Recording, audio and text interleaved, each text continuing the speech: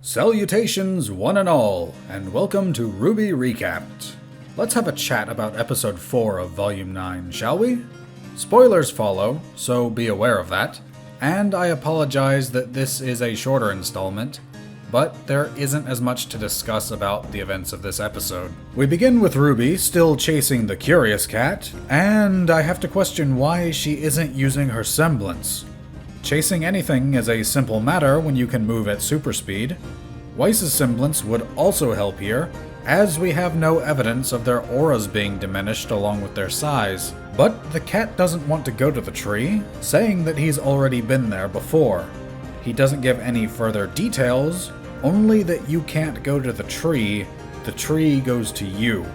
I can only assume that it's some kind of governing force of this realm, and only allows those that it wants to approach to do so. The cat does perk up at the mention of Alex though, and asks many questions about her.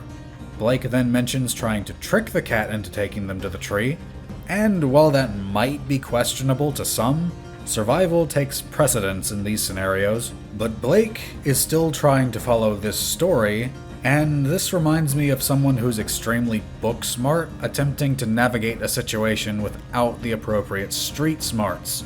You aren't in that story, you're here in the now.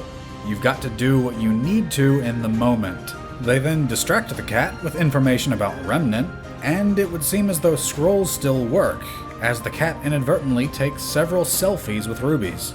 This does make me question what powers the scroll and Yang's arm. If they're here for too long, that power may run out. Time passes as they follow the cat, and the team have informed him about many aspects of Remnant.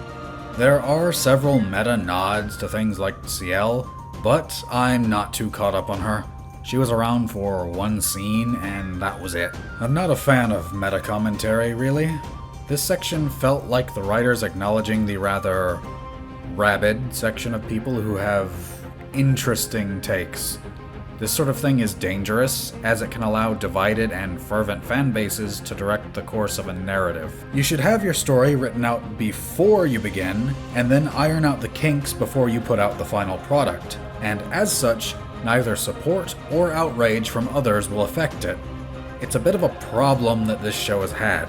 I've read more than one instance where the creators have come up with the idea for something after the show began. Moving on though, they come to the border between two of these acres that this land is composed of. Supposedly this area will contain ingredients to restore Weiss, Blake, and Yang, but that hasn't happened by the end of this episode.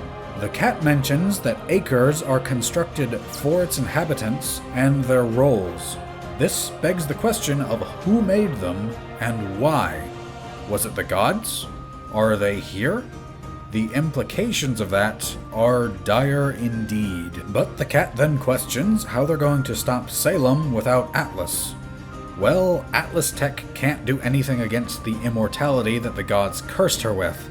At this point, the only thing I can see anyone doing would be to try and trap her in one of the vaults. But RWBY gets lost in her own thoughts at this query, and the cat vanishes again. They then discover a caterpillar grub creature that calls himself a herbalist. He appears to be an amalgamation of various arthropods, so I'm just going to call him a caterpillar. Going against the cat's advice to avoid speaking to anyone unless he's present, the group follow the herbalist into his home, whose doorways appear and disappear on his whims. He seems to be a therapist of some sort, and questions what they are. They respond by saying that they're huntresses. He then questions what huntresses are, and they all give different answers.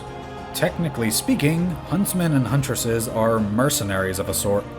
They have all sorts of different roles depending on the job. But hearing this, the caterpillar then partakes in substances, let's call it that, and this traps Team RWBY in an illusion.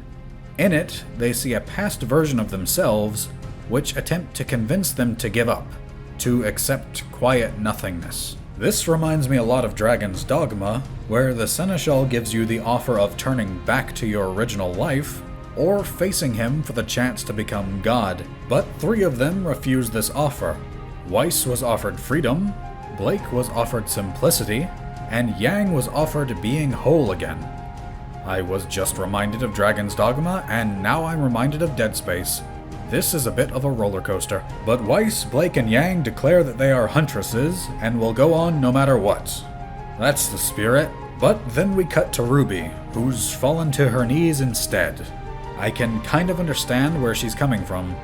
There are people who struggle to get out of their bed to do their 9-to-5 job every day. Dealing with something on the scale of Salem would be infinitely tougher than that. RWBY, however, is interrupted before she can decide whether to give up or press on, though. The curious cat returns and shows that he has the power to dispel this illusion. He then does something strange. He offers the herbalist a part of his heart, and the herbalist then leaves through the floor. Little then pokes out of RWBY's hood and demonstrates immunity to the illusion. And that's where the episode ends. So it would seem that this volume is meant to help develop the main cast after everything that's happened. I hope Yang gets some of her cheeriness back, as ever since the end of Season 3 she's been a wet blanket. RWBY seems to be getting the most of this attention though, questioning what her purpose is. She is younger than the others, and thus hasn't had the chance to mature quite as much. Everyone does have to wake up at some point and see that the world is a cruel, uncaring place. But with the mention of Dragon's Dogma, something from that game fits here. What is it that drives you forward? What spurs you on? What makes you alive? 'Tis volition, unbending will. It's true that life isn't a fairy tale. It's up to you to make yourself what you want to be, and to put good into the world. If anyone is going to do anything about Salem, it's Team RWBY and company. Beacon and Haven fell because of Lionheart.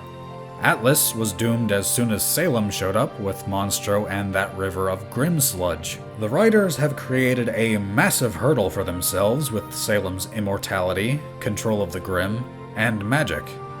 I'm curious to see what they do with it. I can only hope that something in this new world can progress that front, but we'll have to wait and see. If you found this video entertaining or informative, then feel free to leave a like if you're so inclined, and subscribe to see more.